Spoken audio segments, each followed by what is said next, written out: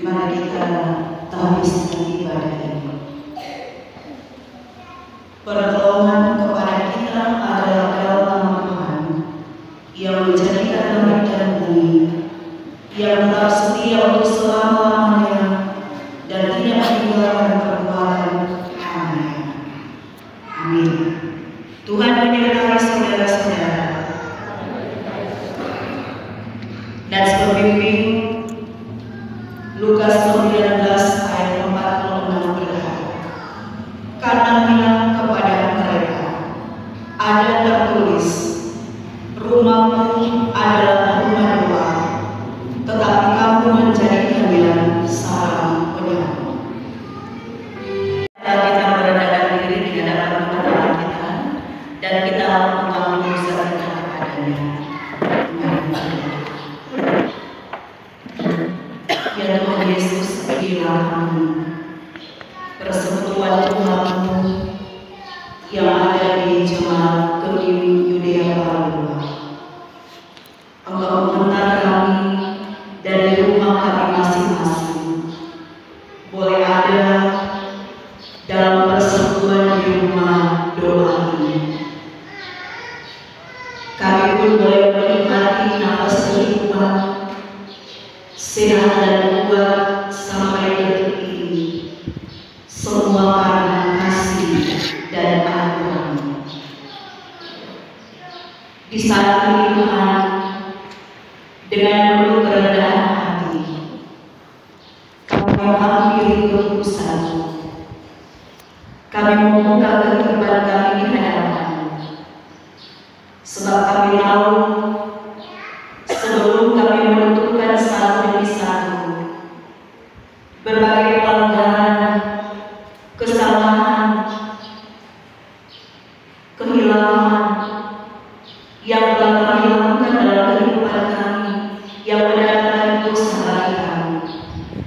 Sesungguhnya kami tahu Engkau sudah terlebih dulu tahu segala sesuatu yang telah kami lakukan, yang telah kami kerjakan di luar dari kehendak Tuhan, termasuk ketika kami tidak setia untuk melakukan tugas dan pilihan hidup kami masing-masing. Oleh karena kami hanya mementingkan kepentingan diri kami sendiri, hanya memikirkan apa maunya kami, daripada kami mendahulukan apa yang menjadi mau Tuhan untuk kami lakukan dalam kehidupan kami. Bahkan sering kali Tuhan menemui kami juga tidak mampu untuk menjaga ketaatan dan kesetiaan kami untuk melakukan perintah dalam hidup kami. Termasuk terkadang kami mengkhianati segala apa yang telah Tuhan percayakan untuk kami kerjakan. Kami lalaikan dalam tugas tanggung jawab kami, entah itu dalam kehidupan keluarga, dalam kerja usaha kami, dalam pelayanan kami, tetapi juga dalam segala hal yang Tuhan berikan untuk kami yang membutuhkan kesetiaan dan ketaatan untuk kami kerjakan. Kami juga Tuhan seringkali menyakitkan hati-Mu ketika kami tidak mampu untuk keluar dan beban dosa kami, oleh karena kami terlena dengan tawaran-tawaran yang sangat menggiurkan kami, yang mungkin saja dapat membuat kami dimampukan untuk memiliki segala sesuatu yang kami inginkan. Tetapi justru dengan itu semua kami harus mengkhianati. Kami harus tidak jujur. Kami tidak berlaku seperti yang Tuhan Yesus inginkan untuk kami kerjakan dalam kehidupan kami. Bahkan terkadang kami emosi dalam kami ingin cepat-cepat supaya keluar dari pergumulan-pergumulan hidup kami, sehingga tanpa kami berpikir, tanpa kami melihat akibat yang akan kami terima ketika kami sembarangan atau sembrono melakukan, bertindak segala sesuatu yang tidak Tuhan ingini, sehingga mendatangkan penyesalan yang pada akhirnya Bapak berikan kepada kehidupan kami, yang saat ini betul-betul dalam menghadapi ketulusan dan memohon, biarlah pengampunan Tuhan, belas kasihan Tuhan berikan kepada kami, sebagai kami bertekad bahwa ketika Tuhan pasti memberikan kami kehidupan, kami akan terus memperbaharui kehidupan kami, tidak melakukan dosa yang sama, tetapi bahwa kami semua terus selalu mengingat betapa besar kasih dan setia dalam kehidupan kami, sehingga Engkau rela untuk menderita, mati untuk kehidupan dan keselamatan kami. Ini kami Tuhan, dengarkanlah seluruh semua yang kami bawa kepada-Mu, hanya di dalam nama Yesus Kristus, Juru Selamat kami yang hidup. Amin. Kami memberitakan pengampunan dosa kepada tiap-tiap orang yang sampai melihat kepada salib Kristus, mengaku dosanya di hadapan kami. Firman Tuhan dalam Yesaya 54 ayat 4 dan 5 berkata, tetapi sesungguhnya penyakit kita yang ditanggung, dan sengsara kita yang dipikul.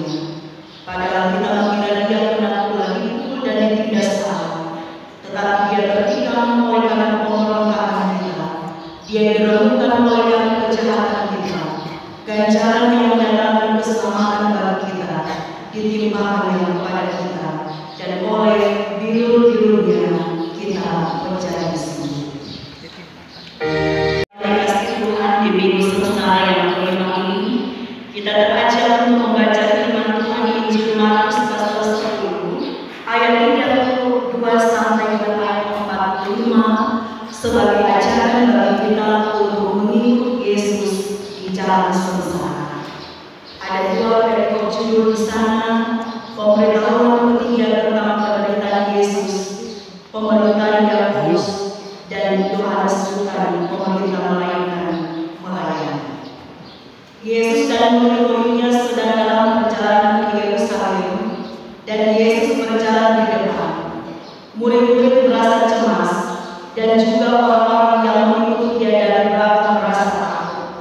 Sekali lagi Yesus memanggil 12 murid-Nya, dan Dia mulai mengatakan kepada mereka apa yang akan terjadi atas dirinya. Katanya, sekarang kita pergi ke Yerusalem, dan Anak Manusia akan diserahkan kepada imam-imam kepala dan ahli Taurat, dan mereka akan menjatuhi Dia hukuman mati, dan mereka akan menyerahkan Dia kepada bangsa-bangsa yang tidak mengenal Allah, dan Dia akan diolok-olokkan, diludahi, disesat, dan dibunuh, dan sesudah 3 hari Dia akan bangkit.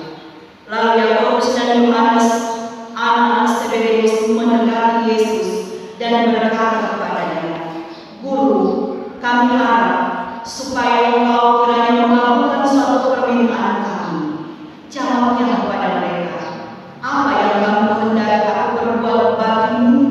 Lalu kata mereka, perkenankanlah kami duduk dalam kemuliaan kelak, yang seorang lagi di sebelah kananmu dan yang seorang di sebelah kirimu. Tetapi kata Yesus kepada mereka, kamu tidak tahu apa yang kamu minta. Dapatkah kamu meminum cawan yang harus kuminum, dan dibaptis dengan baptisan yang harus kuterima? Jawab Yesus, jawab mereka, kami dapat. Yesus berkata kepada mereka, memang kamu akan minum cawan yang harus kuminum, dan akan dibaptis dengan baptisan yang harus kuterima. Tetapi hal duduk di sebelah kananmu atau di sebelah kiriku, aku tidak berhak memberikannya. Itu akan diberikan kepada orang-orang bagi siapa itu telah disediakan. Mendengar itu, ke-10 murid yang lain menjadi marah kepada Yakobus dan Yohanes. Tetapi Yesus memanggil mereka lalu berkata, kamu tahu bahwa mereka yang disebut pemerintah bangsa-bangsa memerintah rakyatnya dengan tangan besi, dan pembesar-pembesarnya menjalankan kuasanya dengan keras atas mereka. Tidaklah demikian di antara kamu. Barang siapa yang menjadi besar di antara kamu, hendaklah ia menjadi pelayanmu. Dan barang siapa ingin menjadi yang terkemuka di antara kamu, hendaklah ia